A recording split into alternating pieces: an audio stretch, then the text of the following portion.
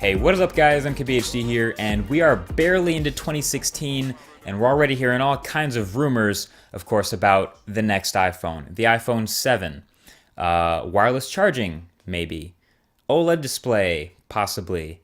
Waterproof technology, maybe. No headphone jack.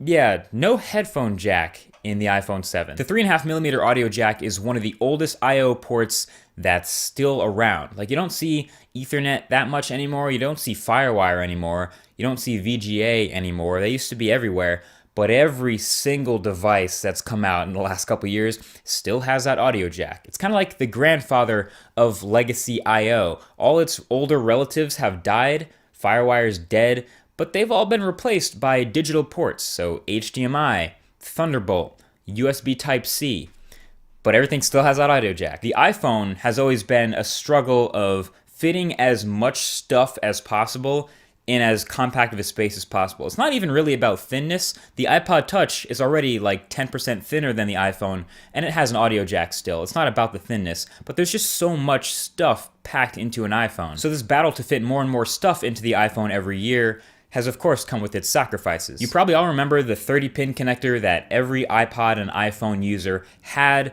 Eventually Apple just decided it's too big. We want to fit more stuff in the iPhone, so they switched to the way smaller Thunderbolt cable to replace it. It makes sense for Apple, but that, in typical Apple fashion, screws over everyone who was using their previous stuff. So now your docks don't work, your battery cases don't work, your chargers don't work, all those accessories that plugged into 30-pin don't work anymore. But that was just the sacrifice Apple was willing to make to fit more stuff. Now you might not ever consider getting rid of the 3.5mm audio jack. It's kind of a staple, everything is fine with it. But when you consider how much space it actually takes up inside the chassis, it actually takes up a lot, and it's a big port, so at that level, a couple of millimeters can be pretty important. So Apple's logical solution seems to point to iPhone 7, just get rid of the audio jack. And if you still want to plug in headphones, you have to do that through the Lightning port. Now, okay, this seems insane, because it kind of is, but at least we can understand it a little from Apple's perspective. And also, there is also like tiny advantages to using Lightning for audio, because it's a digital port, so Apple could toss in some little software features here and there into the OS. You could have minor things like your music app opening the second you plug your headphones in, and Lightning headphones could talk back to your iPhone, maybe setting a certain EQ as soon as they're plugged in. You could have noise-canceling headphones that, instead of using their own battery, taps into the iPhone's power via Lightning, kind of the same way the Apple Pencil taps into the iPad Pro for battery. So in Apple's minds, it makes sense to just kill off the big old auxiliary port and do everything through Lightning. Of course, in classic Apple fashion, this again means temporarily screwing over everyone, because who has Lightning headphones? Looks like Philips actually makes a pair that you can buy right now, but they're $300. So for everyone who doesn't want to buy a new pair of headphones, Apple will probably sell a Lightning to auxiliary adapter for, oh, I don't know, $50? Classic. Want to keep using the awesome pair of wired headphones that you already have? Adapter. Want to play audio in your car that doesn't have Bluetooth? Adapter. Want to charge your phone and listen to headphones at the same time? Unless there's two Lightning ports in the next iPhone. Yeah, adapter. So this is such an Apple thing to do. At this point, it doesn't actually really surprise me.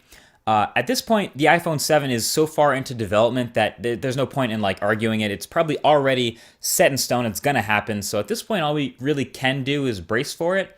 But also think about it. People got mad when Apple got rid of the floppy drives in the first iMac, but then we got used to it. People got mad when Apple got rid of the CD drive, then we got used to it. People got mad when Apple got rid of Firewire in their high-end machines, then we got used to it. People got mad when Apple got rid of the 30-pin connector in favor of Lightning in the iPhone, and then we got used to it. So people are going to get mad if/when Apple gets rid of the audio jack in their iPhone, but they'll get used to it. If I had the choice, obviously, I would have the next iPhone be a full 3mm thicker. It would keep the audio jack, it would have a bigger battery, it would have bigger speakers, etc. But, you know, that's not up to me. And I'm not the only one who thinks this too. Plenty of people have had this idea, but there's been this trend going towards thinner phones, and that's just the way Apple does things. It's just kind of funny that the company that brought us the iPod might be the first to get rid of the audio jack. Something to think about. Thanks for watching, and I'll talk to you guys in the next one. Peace.